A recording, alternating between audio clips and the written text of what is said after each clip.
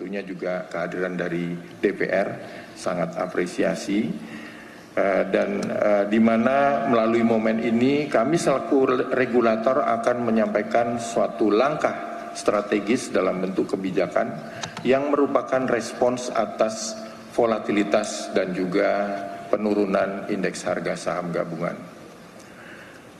Kebijakan ini juga merupakan bentuk tindak lanjut pertemuan dengan para pemangku kepentingan di pasar modal yang diselenggarakan tanggal 3 Maret 2025 yang lalu ya, di Bursa Efek Indonesia dengan seluruh pemangku kepentingan pasar modal serta dengan memperhatikan volatilitas dan juga penurunan indeks harga saham gabungan dalam beberapa bulan terakhir. Bapak, Ibu, serta rekan media yang kami hormati, sebelum kami masuk dalam kebijakan, perkenan kami memulai dengan memberikan gambaran kondisi di pasar modal saat ini, di mana kami melihat bahwa faktor risiko di pasar keuangan global masih terpantau cukup tinggi. Di antaranya dipacu oleh ketidakpastian kebijakan tarif pemerintah Amerika Serikat, eskalasi perang dagang, indikasi cooling off perekonomian Amerika, dan juga dinamika geopolitik. Di sisi domestik, perekonomian masih menunjukkan prospek pertumbuhan yang relatif solid, didukung oleh konsumsi domestik yang cukup kuat, investasi yang tetap tumbuh, namun memang ada sejumlah tantangan yang kita hadapi yang tidak kalah kompleksnya. Selain itu, dari sektor keuangan kami mencatat bahwa kinerja sektor jasa keuangan dari awal tahun ini itu tetap solid meskipun tantangan ekonomi global dan juga domestik masih membayangi. Kami juga meyakini bahwa secara keseluruhan kondisi fundamental perusahaan dan juga emiten masih baik. Sehubungan dengan hal tersebut, kami di OJK mengambil langkah-langkah kebijakan prioritas yang sejalan dengan langkah-langkah pemerintah untuk mengakselerasi pertumbuhan dan juga memperkuat stabilitas pasar modal Indonesia. Dalam konteks ini kami mengarahkan sektor jasa keuangan untuk mengambil peran dalam mendorong pertumbuhan.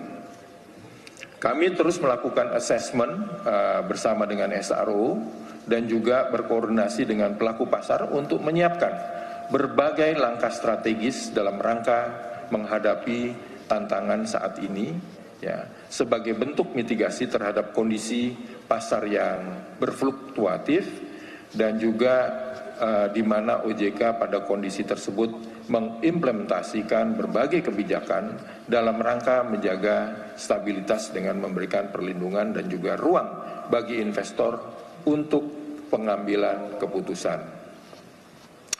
Bapak, Ibu, rekan media yang saya hormati, Otoritas Jasa Keuangan berwenang mengambil langkah-langkah penetapan kebijakan penanganan volatilitas, stimulus, dan atau relaksasi bagi perusahaan terbuka untuk memitigasi dan mengurangi dampak pasar yang berfluktuasi secara signifikan dan berpotensi memberikan tekanan terhadap stabilitas pasar modal.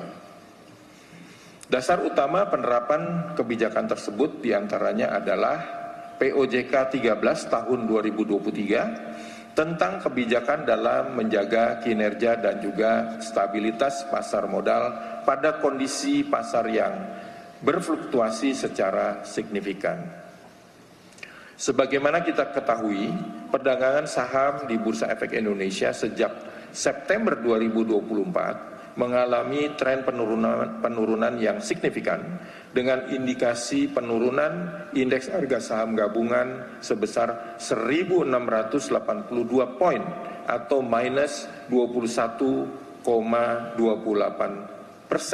dari highest to date.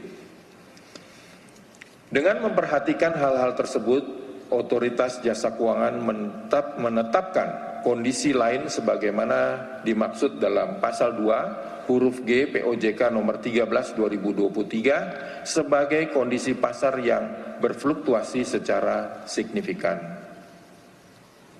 Selanjutnya, berdasarkan hal tersebut di atas, maka kami mengumumkan kebijakan bahwa perusahaan terbuka dapat melakukan pembelian kembali saham atau buyback tanpa memperoleh persetujuan rapat umum pemegang saham sesuai dengan ketentuan 7 POJK nomor 13 tahun 2023. Pelaksanaan buyback tanpa RUPS juga wajib memenuhi ketentuan OJK, ketentuan POJK nomor 29 tahun 2023 tentang pembelian kembali saham yang dikeluarkan oleh perusahaan terbuka.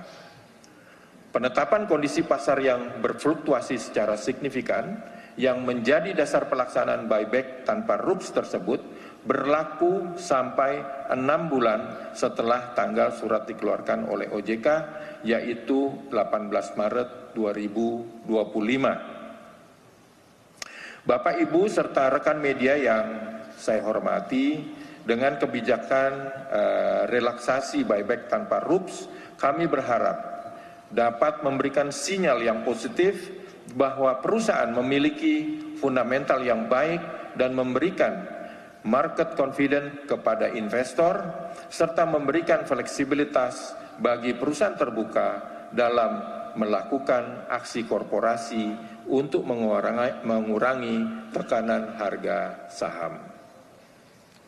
Opsi kebijakan ini merupakan salah satu kebijakan yang sering dikeluarkan oleh OJK di sektor pasar modal dan pada praktiknya dapat memberikan fleksibilitas bagi emiten untuk menstabilkan harga saham dalam kondisi volatilitas yang tinggi, serta meningkatkan kepercayaan investor sebagaimana pernah dikeluarkan di tahun 2013, 2015, dan juga 2020 pada saat pandemi COVID-19 kemarin.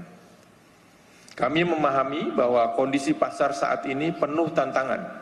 Namun kami yakin bahwa dengan kerjasama yang erat antara regulator, pelaku pasar, dan seluruh pemangku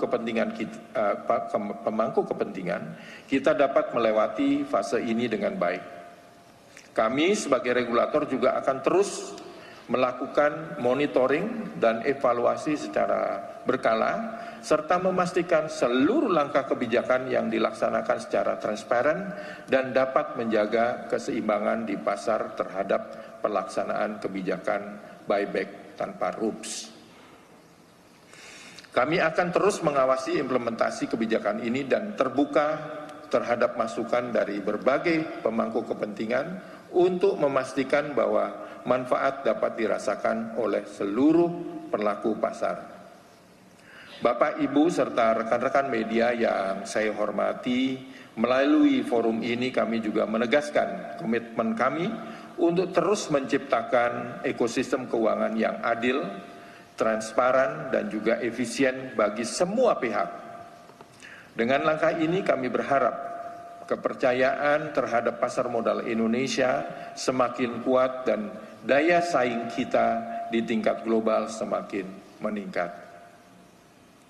Kami juga mengajak kepada seluruh pemangku kepentingan untuk menyampaikan informasi yang tepat dan akurat kepada publik, karena ini adalah elemen penting dalam membangun kepercayaan investor dan masyarakat, serta menjaga integritas pasar modal.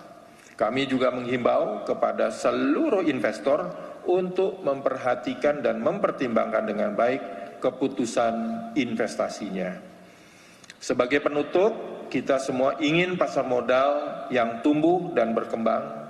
Bersama-sama, mari kita membangun kepercayaan, melindungi investor, dan juga memastikan bahwa pasar modal tetap menjadi pilar utama perekonomian nasional.